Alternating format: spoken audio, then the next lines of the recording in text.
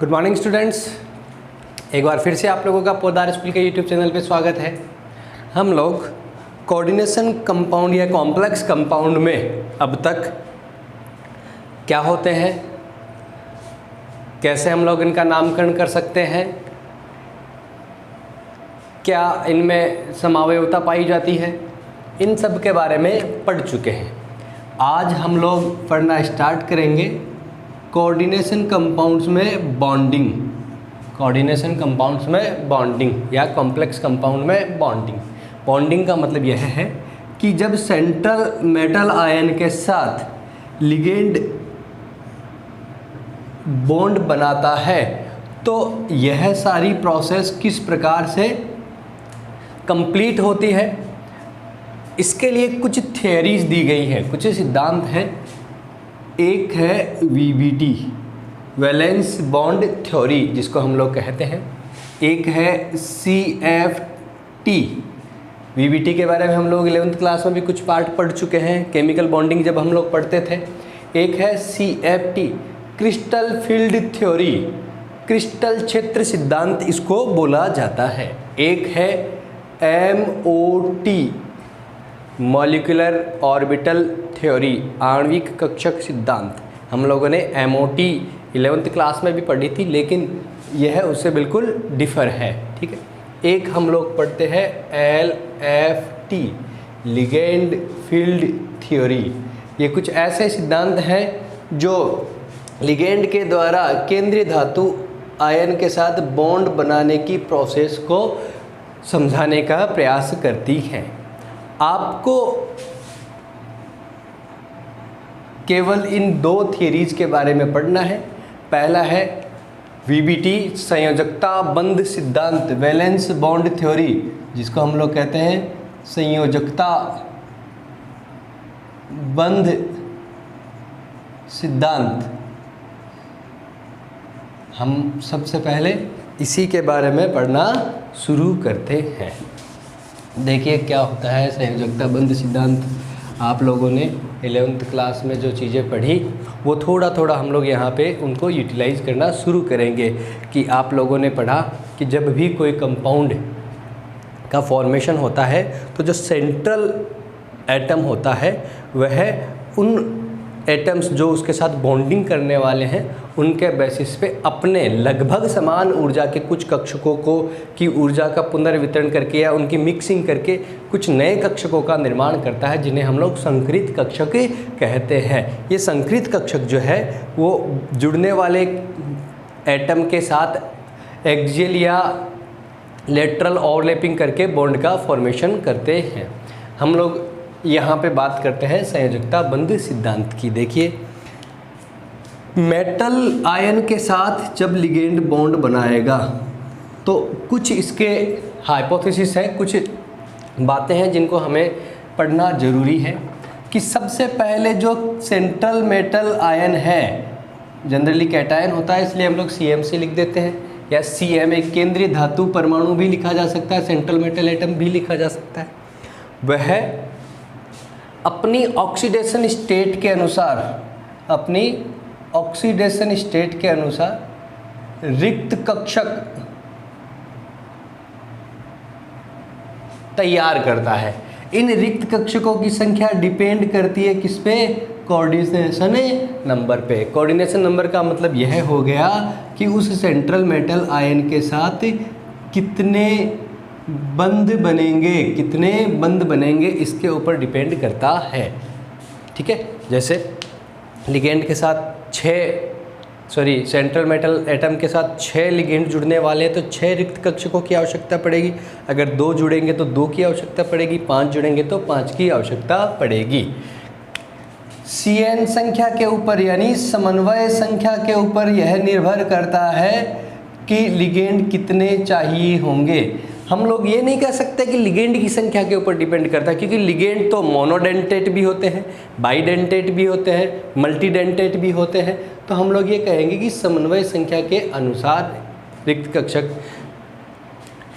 Central metal ion क्या करता है कि अपने लगभग समान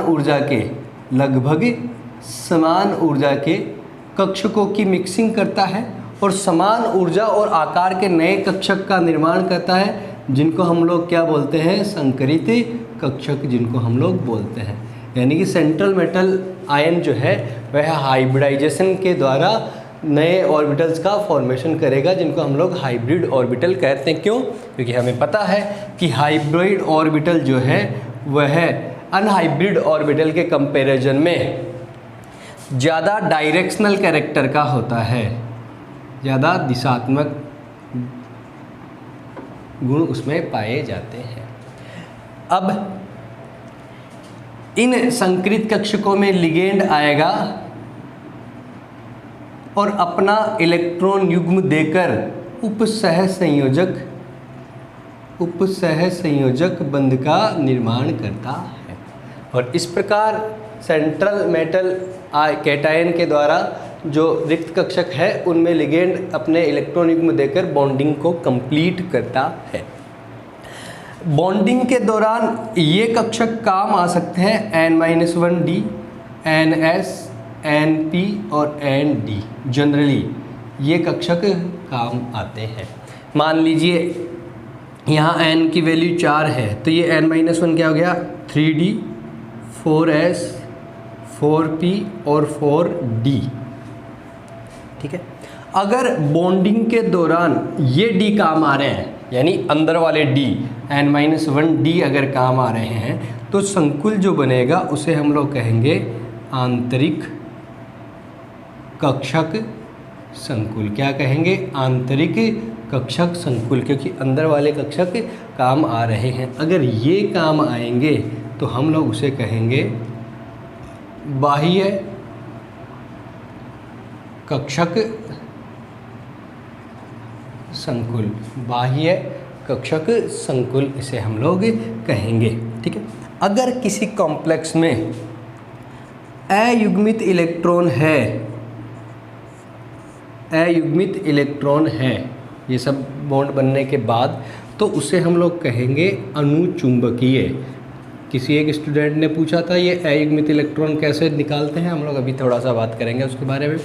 अनुचुंबकीय, अगर अयुग्मित इलेक्ट्रॉन नहीं होंगे तो उसे हम लोग कहेंगे प्रतिचुंबकीय या डाई मैग्नेटिक उसको बोला जाएगा, प्रतिचुंबकीय कहेंगे। ठीक है।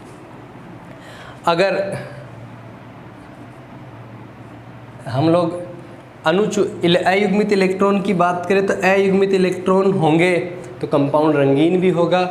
हालांकि वीबीटी उसके बारे में नहीं बता पाया था, हम लोग अभी ये बात करते हैं। अकॉर्डिंग टू थ्योरी हो सकता है कि ये बातें समझ में ना आए, हम लोग कुछ कंपाउंड्स का फॉर्मेशन इस वीबीटी के बेसिस पे करने की कोशिश करते हैं और उससे हम लोग उसको समझने का प्रयास करते हैं। देखिए हमारे पास एक कंपाउंड है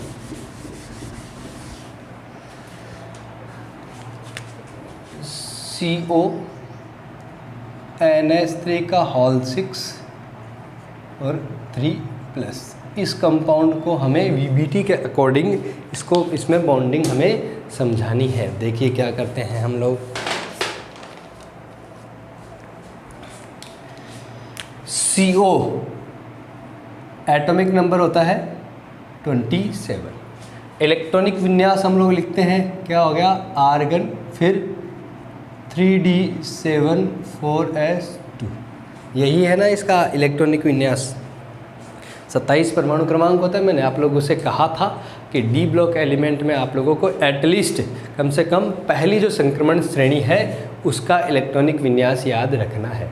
इस कंपाउंड की यदि बात की जाए तो इस कंपाउंड में जो सेंट्रल मेटल आयन है उसका ऑक्सीकरण अंक है +3। देखिए कैसे, CO अक्स एमीन कितने हैं, 6, हर एक का 0 हो गया। क्यों?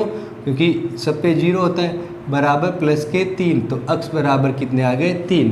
तो अपनी ऑक्सीडेशन स्टेट के अकॉर्डिंग ये क्या करेगा, इलेक्ट्रॉन रिलीज करेगा। तो इलेक्ट्रॉन हमें निकालने हैं कहाँ से, पहले बाहर वाले से निकलेंगे तो 2 इलेक्ट्रॉन यहाँ से निकल गए, 1 इलेक्ट्रॉन यहाँ से निकल गए। तो जो Cr3+ आयन है उसका जो इलेक्ट्रॉनिक विन्यास है वह हो गया कुछ इस प्रकार। हम लोग ऐसा लिख सकते हैं कि इसमें जो इलेक्ट्रॉन्स हैं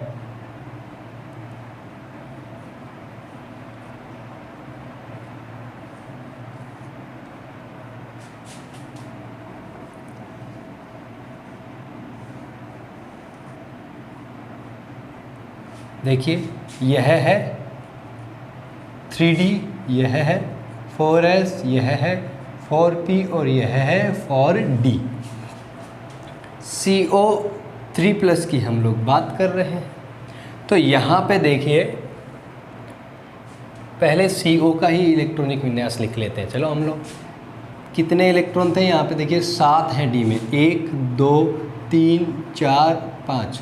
हुंडगा अधिकतम बहुलकता का नियम याद है ना? पहले हम लोग किसी उपकोष के एक एक कक्षक में इलेक्ट्रॉन भरते जाएंगे, सब में एक एक भरे जाने के बाद ही इलेक्ट्रॉनों का युग्मन हो पाएगा। और यहाँ पे यह हो गया क्या 2। CO3+ का मतलब हो गया कि यहाँ से 2 इलेक्ट्रॉन गए और यह 1 इलेक्ट्रॉन गया। ठीक है, अब इसके साथ जुड़ेगा कौन? NH3, एमीन लिगेंड इसके साथ जुड़ेगा। कितने? 6। तो हमें 6 रिक्त कक्षकों की आवश्यकता होगी। तो हो सकता है कि हम लोग ये काम में ले लें 1 2 3 4 5 और 6। लेकिन एमीन जो है वह एक प्रबल लिगेंड है, एक स्ट्रॉन्ग लिगेंड है। तो यह क्या करेगा कि इन इलेक्ट्रॉनों का युग्मन कर देगा, यानी कि जहाँ पे एक एक हैं वहाँ से निकल के ये 2 हो जाएंगे। तो NH3 प्रबल लिगेंड है, अतः इलेक्ट्रॉन का क्या कर देगा? युग्मन कर देगा। ठीक है, देखिए जब इलेक्ट्रॉनों का युग्मन होगा तो अगली जो स्थिति होगी उसको हम लोग कुछ इस प्रकार से लिख सकते हैं। देखिए 1 2 3 4 5 और 6, ये एक एक इलेक्ट्रॉन यहाँ से निकल के यहाँ पे आ गए, तो यहाँ पे हो गए 6। तो इस बार हमें जो 6 कक्षक चाहिए होंगे वो हम लोग सेलेक्ट करेंगे। क्या, कौन कौन से? ये वाले, यानी कि ये 2s, सॉरी ये 2d, ये एक s और ये 3p मिलेंगे आपस में और संकरण के द्वारा समान ऊर्जा और आकार के नए कक्षकों का निर्माण करेंगे। समान ऊर्जा और आकार के नए कक्षकों का जब निर्माण होगा तो जो नए संकरित कक्षक बनेंगे उसमें जो लिगेंड है कौन? एमीन, वह अपने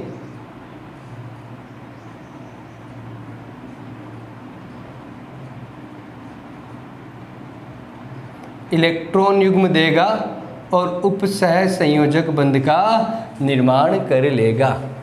तो हमें कुछ चीज़ें यहाँ से पता चलती हैं कि इस कंपाउंड में हम लोग बात करें संकरण क्या है, सेंट्रल मेटल आयन जो है उसका संकरण क्या है। तो संकरण क्या हुआ? D2, 2D काम आए, S और P3, तो संकरण हो गया D2sp3।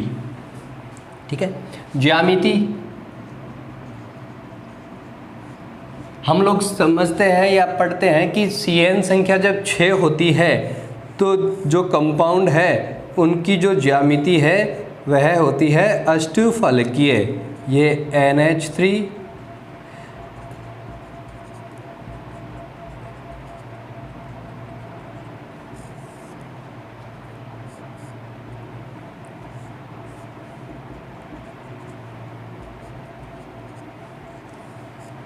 यह हो गई इसकी स्ट्रक्चर। कैसी हो गई? ज्यामिति इसकी हो गई अष्टफलकीय। ठीक है, चुंबकीय प्रवृत्ति की हम लोग बात करते हैं। अगर कंपाउंड में अयुग्मित इलेक्ट्रॉन होंगे तो वह अनुचुंबकीय होगा, अगर नहीं होंगे तो वह प्रतिचुंबकीय होता है। तो यहाँ पे देखो, यहाँ पे जो जितने भी डी कक्षक हैं वो भरे हुए हैं।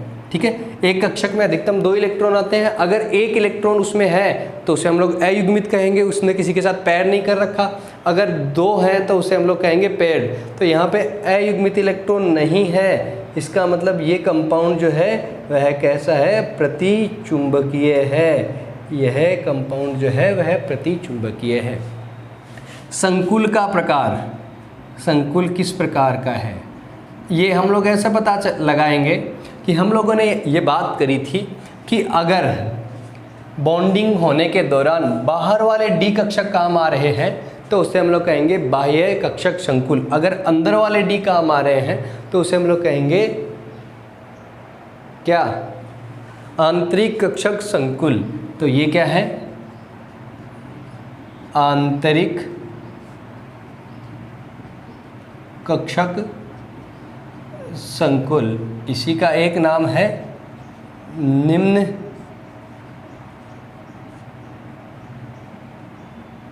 चक्रण संकुल, इसी को कहा जाएगा प्रचक्रण युग्मित संकुल। ये नाम दोनों इसलिए हैं, निम्न चक्रण का मतलब यह है कि देखो हम लोग चक्रण क्वांटम संख्या पढ़ते थे तो हाफ फील्ड ऑर्बिटल अगर कोई होंगे तो उसमें s का मान हर एक के लिए +1/2 होता चला जाएगा, लेकिन अगर इलेक्ट्रॉन भरे गए तो आने वाले के लिए -1/2 होने के कारण जो चक्रण क्वांटम संख्या है उसका मान लगातार 0 होता चला जाता है, इसलिए निम्न चक्रण संकुल इसको बोलते हैं। यानी अयुग्मित इलेक्ट्रॉन की संख्या इसमें क्या है, कम है। प्रचक्रण युग्मित संकुल, इसका मतलब यह है कि इलेक्ट्रॉन्स जो हैं उनका युग्मन हो गया है। तो इस प्रकार हम लोग on the basis of VBT के बेसिस पे हम लोग ये समझा सकते हैं। इसी के साथ हम लोग एक और कंपैरिजन करते हैं जिस कंपाउंड का नाम है COF63-। ठीक है, इसी में कुछ चेंजेज करते हुए हम लोग उनके बारे में पढ़ेंगे। देखिए COF63-।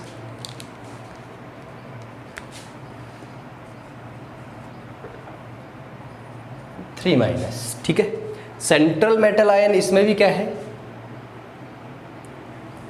कोबाल्ट, इलेक्ट्रॉनिक विन्यास वैसा का वैसा। ऑक्सीडेशन स्टेट हम लोग यहाँ पे देखेंगे कि COF63- के लिए अगर देखा जाए तो कोबाल्ट अक्स Fe6 है, -6 हो गया क्योंकि एक का -1 होता है, और ये हो गया -3, -6 उधर गए, +6 बचे कितने, अक्स बराबर 3, यानी कि ऑक्सीडेशन स्टेट फिर से क्या है, सेम है। ऑक्सीडेशन स्टेट फिर से क्या हो गई, सेम हो गई है इसकी। आगे देखिए, अब आगे बात करते हैं। इलेक्ट्रॉनिक विन्यास वैसा का वैसा होगा। इस बार जो F है, F- जो है वह कैसा है, दुर्बल लिगेंड है। एमीन प्रबल था, F- फ्लोरिडो जो है वो कैसा है, दुर्बल लिगेंड है। तो दुर्बल लिगेंड है इसलिए वह इलेक्ट्रॉनों का युग्मन नहीं कर पाता है। इलेक्ट्रॉनों का यदि युग्मन नहीं हो पाएगा तो देखिए इस बार ये जो कक्षक है वो रिक्त अवस्था में नहीं है। रिक्त का मतलब है कि कंप्लीट खाली होना चाहिए, लेकिन इस बार यहाँ पे इनके पास एक एक इलेक्ट्रॉन है। तो इस बार यह S, ये P और ये D आपस में मिलेंगे।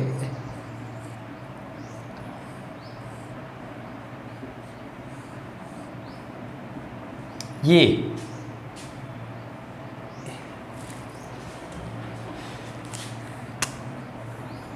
एक S, 3 P और 2 D आपस में मिलेंगे और संकरण के द्वारा नए कक्षकों का निर्माण करेंगे। संकरण के द्वारा नए कक्षकों का निर्माण करने के दौरान जो नए कक्षक बनेंगे, कितने, 6,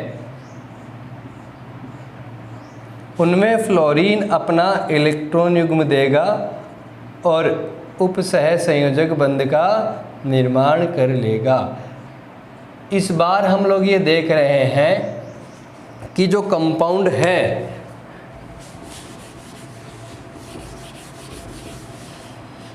ठीक है, उसका संकरण पिछली बार क्या था, D2sp3 था। इस बार देखो sp3d2, तो ये क्या हो गया, sp3d2 संकरण हो गया। आप समझना कि कई बार जब हम लोग लिखते हैं D2sp3 तो इसका मतलब है कि इधर वाले D काम आए थे। अगर हम लोग लिखते हैं sp3d2 इसका मतलब बाहर वाले D काम आए हैं। ठीक है, ज्यामिति फिर से कैसी हो गई, ज्यामिति में कोई फर्क नहीं आएगा, ज्यामिति वैसी की वैसी एक क्या है, अष्टफलकीय, जिसको हम लोग इस प्रकार से लिख सकते हैं। यह है CO और इसके साथ ये F जुड़ते चले गए, F ये इसकी ज्यामिति या स्ट्रक्चर हो गई। 3 माइनस माफ़ कीजिएगा, 3 माइनस के साथ ये, तो ज्यामिति कैसी है, अष्टफलकीय।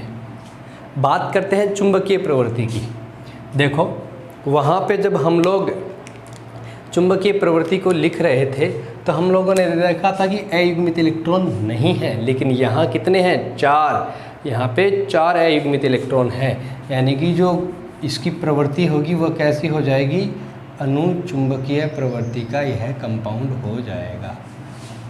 संकुल का प्रकार, पहले वाले में अंदर वाले डी काम आ रहे थे, इस बार बाहर वाले डी काम आ रहे हैं, तो हम लोग इसको लिखेंगे क्या, बाह्य कक्षक संकुल। यह हो गया बाह्य कक्षक संकुल। ठीक है, अब हम लोगों ने पहली बार लिखा निम्न चक्रण संकुल, इस बार यह होगा उच्च चक्रण संकुल, क्योंकि इसमें अयुग्मित इलेक्ट्रॉनों की संख्या ज़्यादा है। पहला हम लोगों ने लिखा प्रचक्रण युग्मित संकुल, इस बार हम लोग लिखेंगे प्रचक्रण मुक्त संकुल या चक्रण मुक्त संकुल भी इसे बोला जा सकता है। ठीक है, तो यह थी VVT के बेसिस पे 2 कंपाउंड्स को हम लोगों ने कंपेयर किया। मुझे उम्मीद है कि आप लोगों को समझ में आएगा। नेक्स्ट वीडियोज़ में हम लोग कुछ और कंपाउंड्स के बारे में बात करेंगे। आज के लिए इतना ही, थैंक यू।